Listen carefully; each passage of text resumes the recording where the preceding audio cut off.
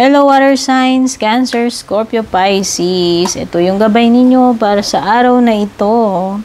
So, pwedeng tutugma, pwedeng hindi dahil collective reading lamang ito. Isa-isip ninyo na hindi ito perfect na mag-fit sa istorya ng buhay ninyo or istorya ng love life ninyo. At kung gusto nyo ng sukat na sukat sa inyong istorya, dapat personal reading. Okay? So, yung mga gusto ng personal reading, mag-send lang kayo ng PM sa aking Facebook page. Yung link at details nasa description below. At kung hindi ka pa nakaka-like and follow doon sa aking FB, paki-like and follow na rin. Pati na rin yung idamay nyo na yung TikTok and Instagram ko. At dito, syempre, sa aking YouTube, don't forget to subscribe.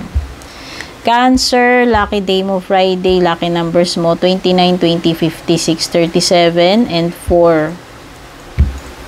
29, 20, tignan mo nga, 6 numbers ba yun? 29, 20, 56, 34. Tama ba? 1, 2, 3. Bakit 5 lang yung numbers ko? 29, 20, 56, 37. Wait lang parang putol.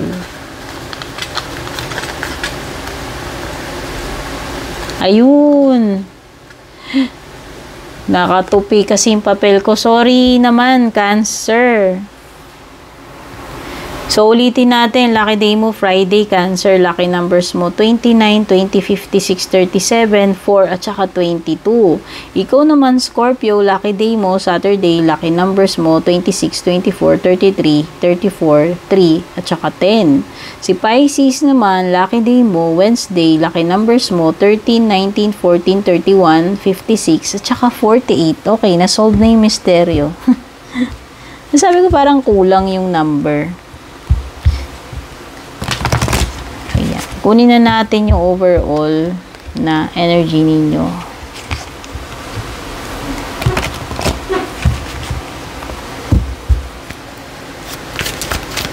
Ayun pala, yung mga nagwi-wishing dito, baka gusto nyo kung i-add sa aking wishing. Yung link nakalagay din sa description dyan below. Hanapin nyo lang yung mga mahilig dito, karaoke. Yan, add nyo lang ako doon para pwede tayo mag-duet-duet, no? Overall energy ninyo, water signs, 5 of Wands. Conflict, pwedeng competition, pwedeng nagka-clash yung yung ideas, hindi nag-agree sa isa't isa, nagkokontrahan, pwedeng iba nagpapagalingan, nagkakarera, yan, or nag-aagawan, no? So may drama, yan, may drama, may conflict.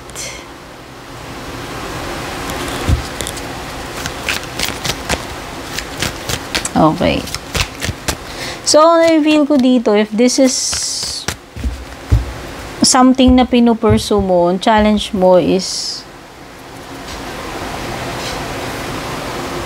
paano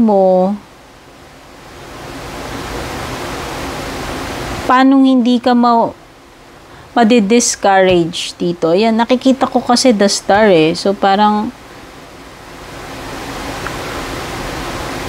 iba nawawala na kayo ng pag-asa rito, no? Kasi ang dami mong kakumpetensya. So, ayan. Kung negosyo man ito o sa romantic relationship, imagine mo na lang ang dami mong kakumpetensya dun sa person na yun, di ba? So, ayan. Pwedeng iba sa inyo yung challenge. No? Parang nawawala na kayong confidence kung, ay, liligawan ko pa ba yun? Tutuloy ko pa ba? Ang dami kong kasabay na manliligaw. Mga gwapo rin. Oh. Or kung lalaki ito, ay, ang daming mga girl lalo umaaligid dun. Dami mong karibal. Yan. So, kung negosyo naman ako, itutuloy ko pa ba to? Dami yung kakumpetensya dito sa negosyo ko. Or, kung sa career mo man yung pinag-uusapan ako, gusto ko yung position na yun, pero parang ang dami kong kaagaw na nag-i-intent doon sa position na gusto ko. Tutuloy ko pa ba yung laban? Ipupurso ko pa ba to? Ipupush ko pa ba yan? Ayun yung problema mo. No, pwedeng nawawalan ka na ng motivation, ng interest, ng pag-asa, ng lakas ng loob. Yan.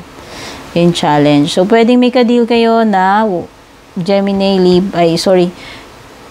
to be specific pala, this is Aquarius.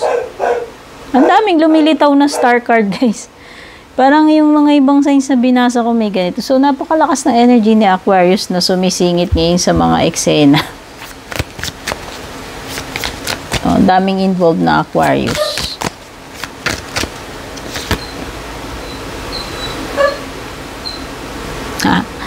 Okay, outcome mo is magre-reflect ka with the Hermit. So, pwedeng may Virgo.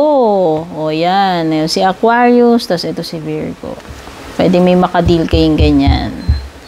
No? So, nakikita ko, pag-iisipan nyo munang mabuti ito with the Hermit card.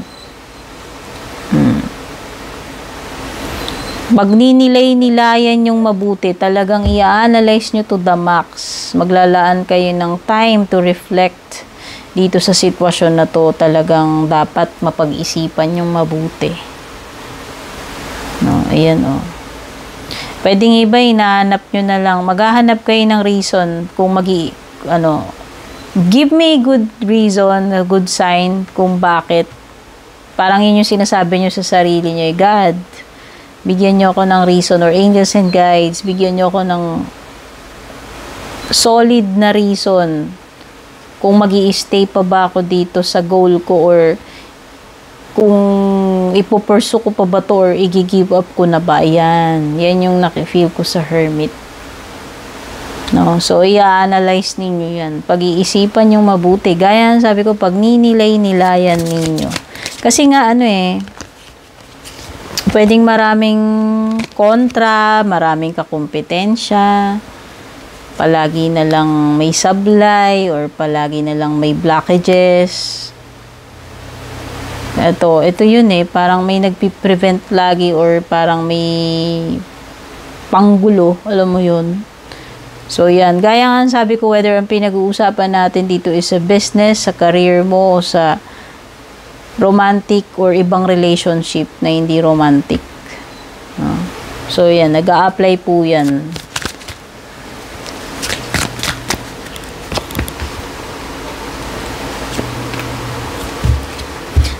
Okay.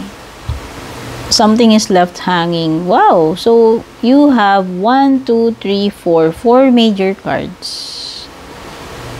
4 major cards. So, para sa iyo this is big deal. Yun yung nasisense ko. This is something na napaka-importante para sa iyo. Major card siya Major cards Major na major na pangyayari sa buhay mo. Hindi ito yung typical day-to-day scenario. Yun yung masasabi ko. Dahil 4 yung major cards mo. Hindi ito yung tipong yung araw na ginagawa mo, like brushing your teeth, or pupunta ka sa trabaho, pupunta ka sa palengke. Hindi ito yun. This is, kumbaga hindi ito yung day-to-day na ginagawa. No? Something na mas, mas big deal. Oo. Okay. So, parang nabitin ka rito. Nalagay ka sa alanganin sa hangman. Ayan, naiwan ka ng nakatiwarik. Alam mo yon, yung nakasuspend yung sitwasyon Naka-hold, naka-pause. Nakatenga, nakabitin. Alam mo yung tamang alanganin.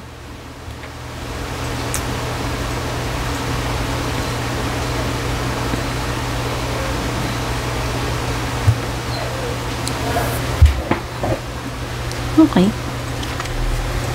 Magician. Oo. Na-put on hold. Kung ano man yung dapat na umpisahan mo nang gawin dito, natenga na naman. Pwedeng na-postpone, na-delay. No? Hindi ko alam yung naging reason para ma-stuck dyan, or parang natigil pansamantala.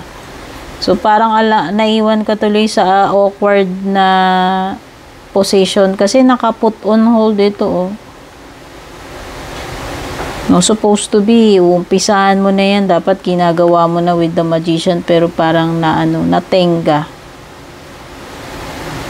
Kaya yan, you are waiting dito sa star. So, mukhang maghihintay ka pa dito. Yun yung challenge para sa'yo. Pwede kasing iba naiinip na or nag-aalangan na kayo kung gaya nga ng sabi ko, kung maghihintay pa ba kayo or i-give up nyo na. Yun Yun yung dilemma, yun yung challenge nyo. Ito yung gitnang card. No, kasi dapat nakapagsimula ka na dyan, nagawa mo na dapat yung gagawin mo, pero parang naudlot na naman, no? So, hindi ko lang alam kung makailang ulit na bang hindi natutuloy ito para sa inyo, na puputol, na uudlot, no? So, pwede ba na napapagod na kayo or napapaisip kayo tuloy kung maghihintay ka na naman ba? O pamigay ko na to sa iba, give up ko na to, tigilan ko na ba?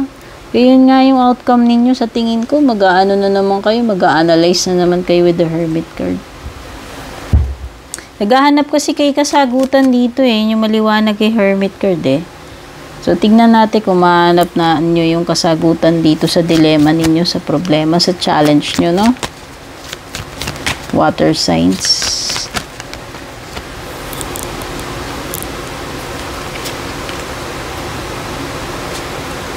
Okay. Okay. So, para sa inyo kasi, hindi ganun kadaling i-give up ito with the Four of Pentacles. Sa tingin ko, pwedeng iba sa inyo, hindi nyo pa talaga i-give up. That's why may star. Pero parang na-exhaust na kasi kayo lalo na kung hindi lang ito yung first time na naghintay kayo. Halimbawa, second chance nyo na to, tas ngayon parang pinaghihintay na naman kayo ni Tadhana. So, parang yung iba sa inyo dito kasi nawawalan na kayo ng pag-asa or papagod na kayo. Ano ba talaga? Parang ganun. Pero nakikita ko iba dito, mag-hold on pa rin kayo with the Four of Pentacles. Kasi this is something that is very important to you. Gaya nga ng sabi ko, these are major cards. Major theme ito sa buhay mo. Hindi ito yung something like na namalengke ka lang. Gaya nga ng sinasabi ko kanina. So, yan. Pwedeng yung iba. No? Or, maybe this card is telling you na parang kahit na sobrang halaga sa iyan, parang minsan naiisip mo na yung challenge sa iyo is baka dapat mo na talagang i-give up, ipaubaya, bitiwan na. Pwedeng ganun yung scenario dito sa Four of Pentacles. Okay. Five of Swords, so.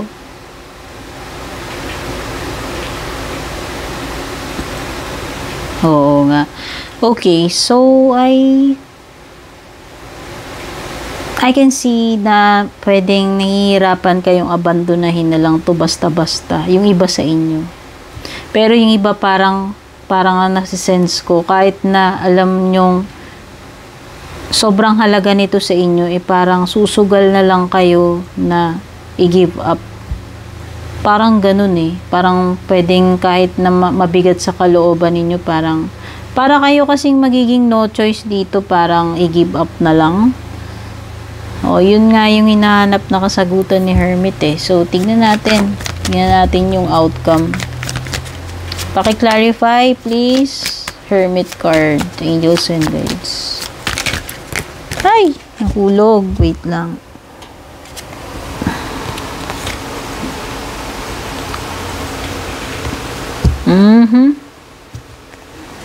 Parang alam ko na yung sagot.